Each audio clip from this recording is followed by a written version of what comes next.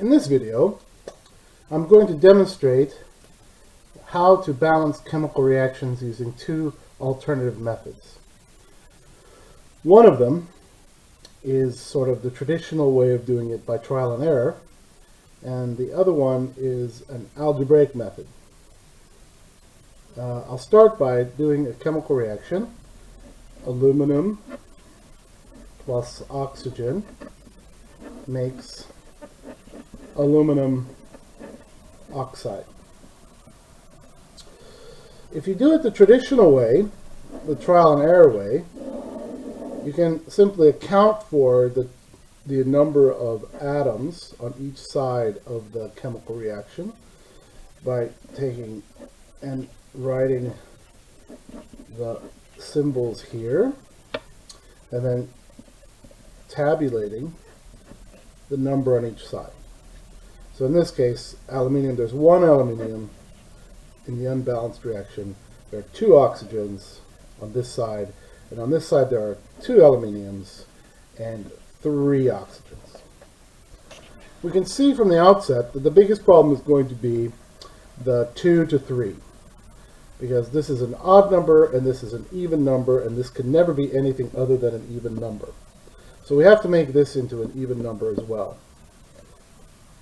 So we need to multiply this 3, the whole thing actually, by some even number, so this becomes divisible by 2. So the easiest way to do that is simply by multiplying this by 2, which also turns out to be then a way of doing it with the lowest common multiple. The lowest common multiple between 2 and 3 is 6. This becomes 6. Then if you multiply this by 3, this becomes 6.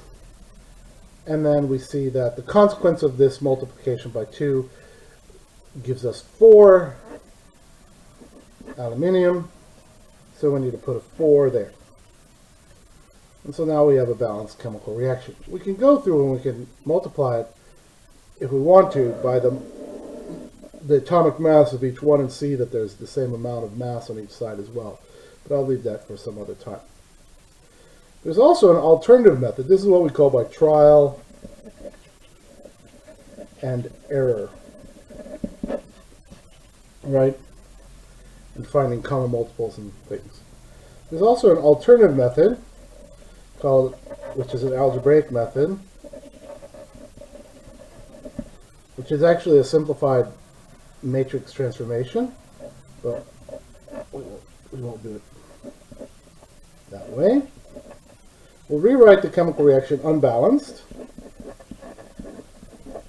and we will, instead of putting in these numbers for the coefficients, we'll put in A, B, and C,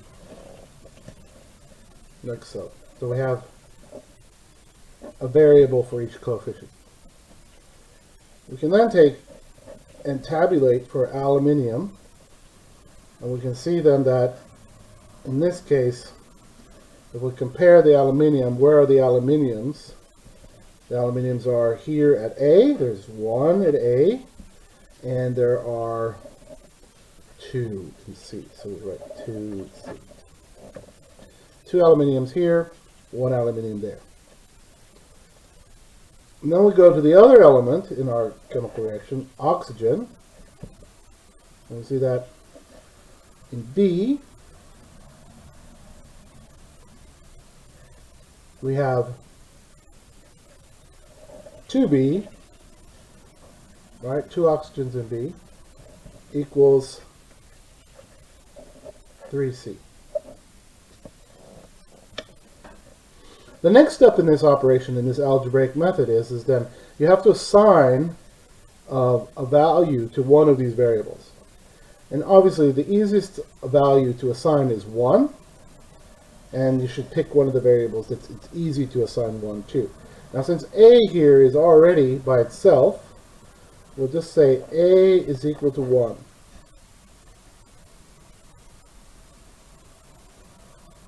Which means then that if I take the next one, which is C, what is C going to be equal to? Well, if A is equal to 1, then 1 is equal to 2C, as you can see here.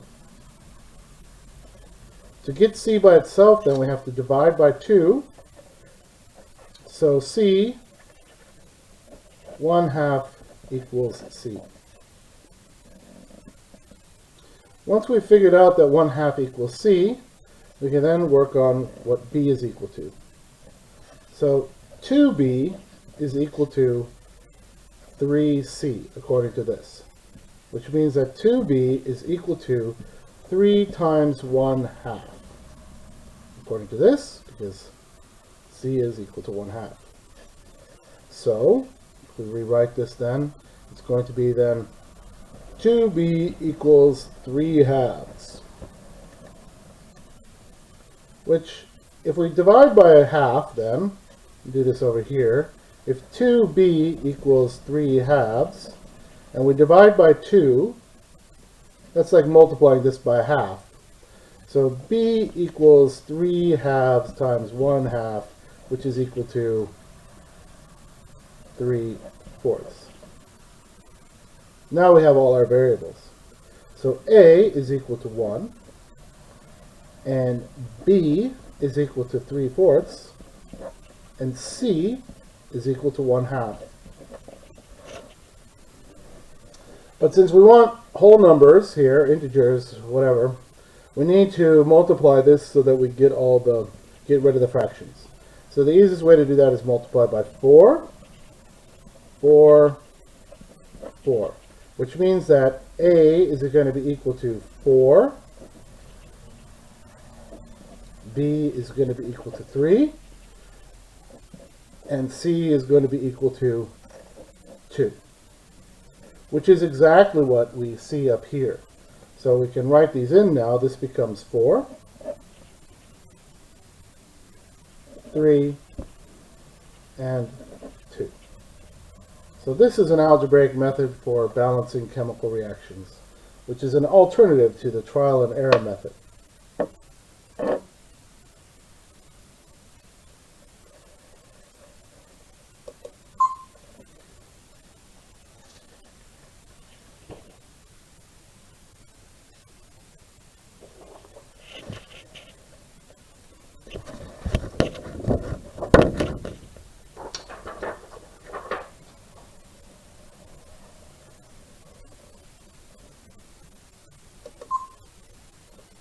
So if we try the same type of problem, with a longer chemical reaction, like the combustion of octane, which is C8H18 plus O2 makes CO2 plus H2O. Using the trial and error method, we can look at this and we can go through and sort of see what's going on here.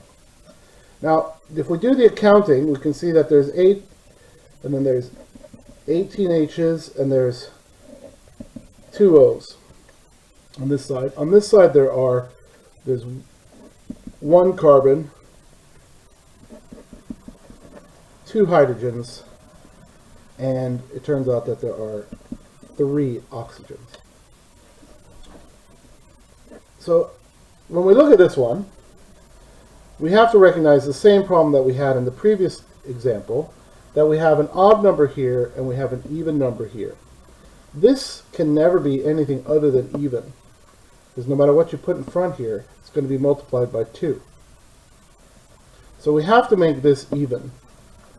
And in order to make it even, we have to work with this one, because this is by itself. This one's already even. This number's already even. So this number is 2, and it has to be plus another even number in order for it to be divisible by 2 here. We also have to recognize that this H2 here is here.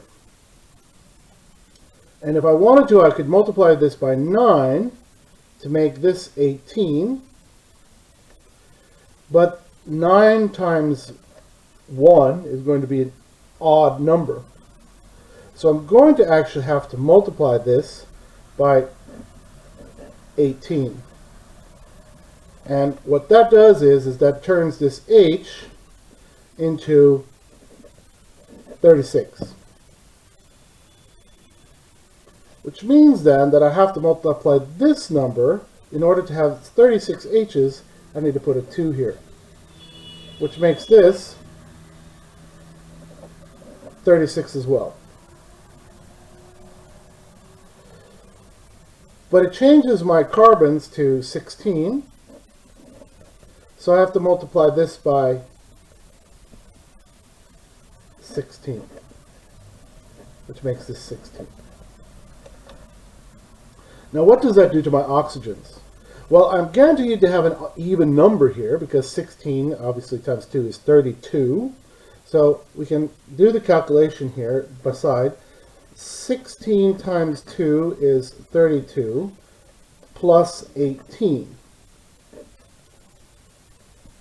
which is 50. That's an even number, and we can now put 25 in front of O2, and we get 50 oxygens. And we're done. So that's our trial and error. Now let's try it algebraically. If we try it algebraically, we see that C8H18 plus O2 makes CO2. Again, exactly the same chemical reaction as above. And if we then account for the carbon, the hydrogen, and the oxygen as the three variables, and then we just have A, B, C, let's make sure that doesn't get confused here, and A, B, C, and D. So if we look at the carbons then, it looks like we have 8A equals C, or 1C if we want. This is carbon there and this carbon there. If we look at H's, we have 18A equals 2D. And if we look at oxygen then, we see that it's 2B equals 2C plus 1D. So those are our equations. Now you can choose any variable you want to set equal to 1, but I'm going to set, again, A equal to 1. So that means then that if I set A equal to 1, then 8, right, since there's 8A equals C. Since 8A equals C, and if A is equal to 1, then 8 equals C. So now that we know A is 1, C is 8,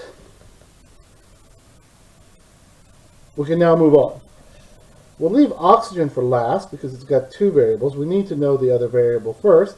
So now we need to solve for H. So we're going to solve for D.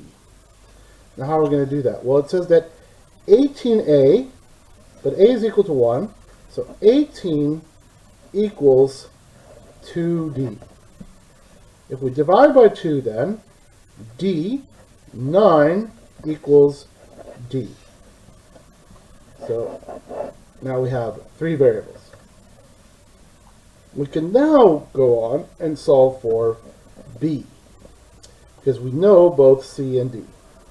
So 2B equals 2 times C, which is 16, and 1 times D, which is 9. So 2B equals 16 plus 9. 16 plus 9 is 25. So 2B equals 25. B equals 12.5. So we'll write them up here. A equals 1, C equals 8, D equals 9, and B equals 12.5. Now to get rid of the 12.5, we need to multiply by 2. So we multiply by 2, this is 9, by 2, and by 2. So that means that A is 2, C is 16,